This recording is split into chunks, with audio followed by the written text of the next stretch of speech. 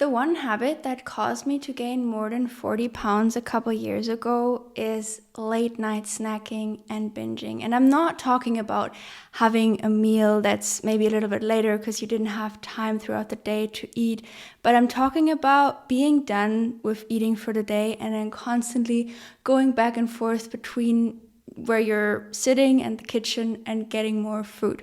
And once I was able to break that habit, the weight just started falling off. And today I would like to share with you 7 tips that have helped me tremendously to break that habit of late night snacking. And yes, I do still sometimes eat late when I, again, as I mentioned, haven't had enough time, but throughout the day to eat. But when I'm done for the day, I'm done for the day. I don't go back to the kitchen and get more and more and more food. So yeah, the first one I want to share with you, the first tip is to be extremely compassionate and gentle with yourself in this process if you decide to break that habit, if you have that habit, because it is going to take time and it is going to take discipline to change that behavioral pattern.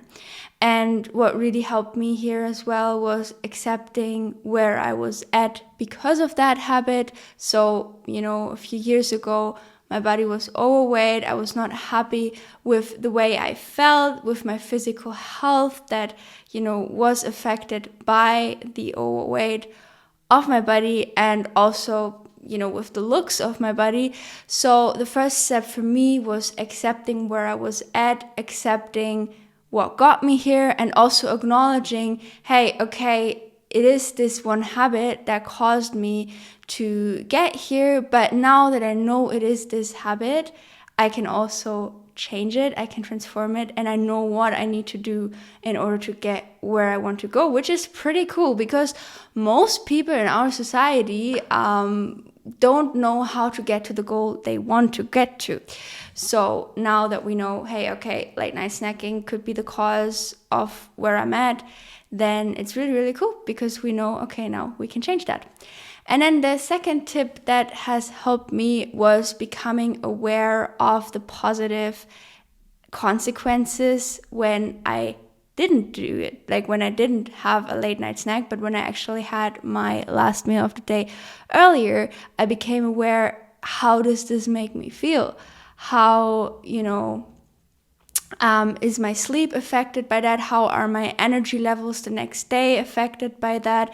And then I was also becoming aware when I would fall back into that old habit, what did it do with my body without judging it, without condemning myself for having done it, without criticizing, without all that negative self-talk. I was just noticing and becoming aware, okay, when I did do that, late night snacking / binging thing, then, okay, this is how I'm feeling the next day. I'm feeling kind of sluggish. I'm kind of having a hard time getting out of bed.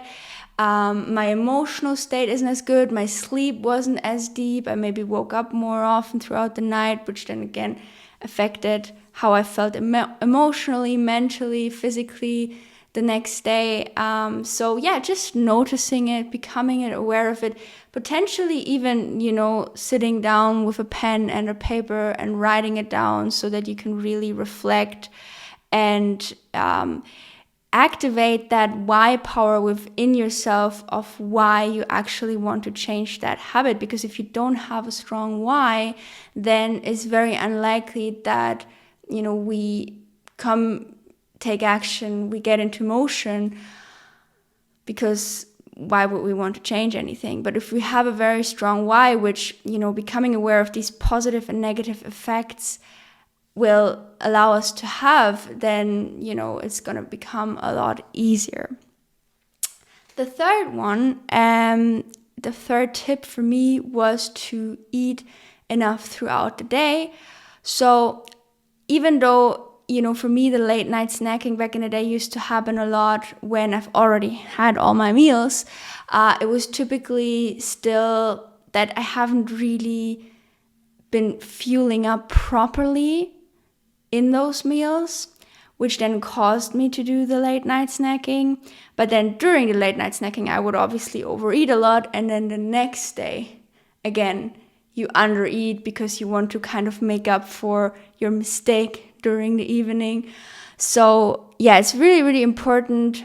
For me, it was really important to break that cycle, to break that habit, to just eat enough throughout my meals during the day. And that way it became a lot easier to just say, no, I'm not going back to the kitchen tonight. I'm done for the day. I'm going to do something else now, and I'm going to focus on something else.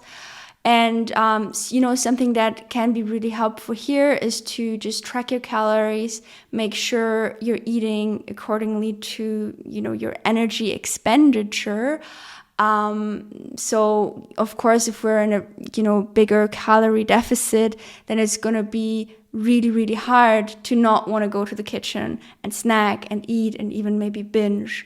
So really, really important. You can use chronometer, or you can just eyeball it and, slightly track how much it is. And you don't have to do it forever. We don't want to be stuck in these numbers in our head. But just for a couple of days to get a rough overview, to get, an understanding of what might cause the late night snacking can be really, really helpful as well.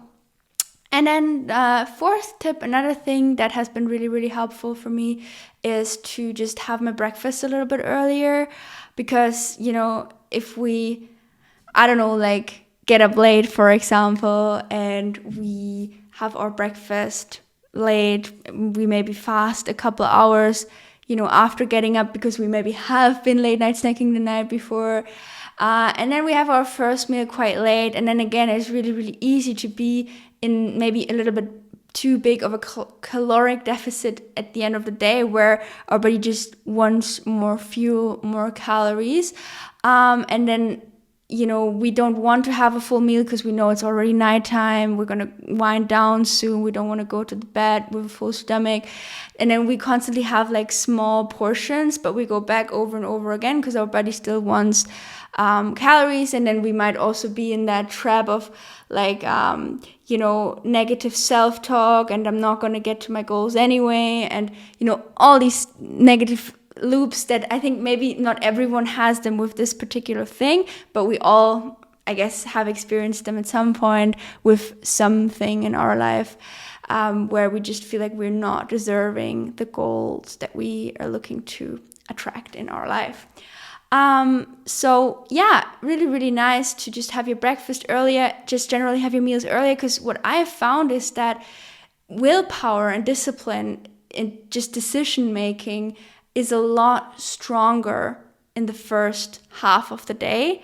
So if this is the time where we get in the majority of our calories, which is also when our digestive system is the strongest, because the sun is out, it's daylight. Of course, now it's summer, so it's daylight pretty much all day, but I think you know what I mean. So all these things are stronger, so it's much more, I found, optimal for me when I get my calories in throughout that time of the day. That way I also have a much easier time, again, with the decision making of, okay, this is what I'm going to eat, high water content, healthy, nourishing, mineral dense, vitamin dense, nutrient dense foods that not only give me the energy, but also give me the nutrition, the satiation, so that I can go on and live my day and have the energy, have the vitality in my life, and, manifest that radiant, vibrant, good, well-functioning, and also good-looking body. Another tip, the fifth one I want to address here that I've started slowly implementing, and I don't do it every day, throughout the last year, is to either go for a walk or, a gentle bike ride or an inline skating ride after I've had dinner. Usually not right after, but just generally having some sort of activity or task after your last meal can be very helpful. So, a routine I really like is, okay, I've had my last meal and then I go to my computer, because I usually feel really productive at that time of the day. So I get, some things done on my computer, maybe edit some YouTube videos. And then, half an hour later or something, I go out for a little bike ride. It doesn't even have to be long, it can just be 10 minutes, or I go for a little walk, but I just have some sort of activity task. Again, when I'm hanging out with friends, completely different story, then that's what I'm doing. But just having something that gets you excited after your last meal, because obviously there are still a few hours after eating between bed, and usually we don't really plan, I found, anything in that time, because we think, we're probably going to be tired, we don't want to do anything.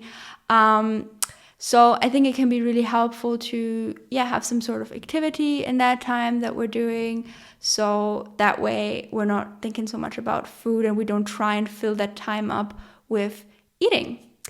And then the sixth one is something I've already talked about a couple times, is the wheel of life and emotional eating. So basically something that can cause us to overeat. And, I've found for myself back in the days, I didn't really know yet how to deal with my emotions. So for me, food would always be the thing that I would turn to. When I would feel overwhelmed, when I would feel stressed, when I would feel tired, it would just, the default mode would be, okay, food. And the problem with that is that, if we overeat on a consistent basis, our bodies are getting, bigger and bigger and bigger. And that's completely all right for everyone who wants to, accept that. I don't think there's anything wrong with that. I also needed to accept that for some time, just to understand and know there's nothing wrong with, being overweight. And still, I personally like being lean, I like being fit, I like being slim and toned.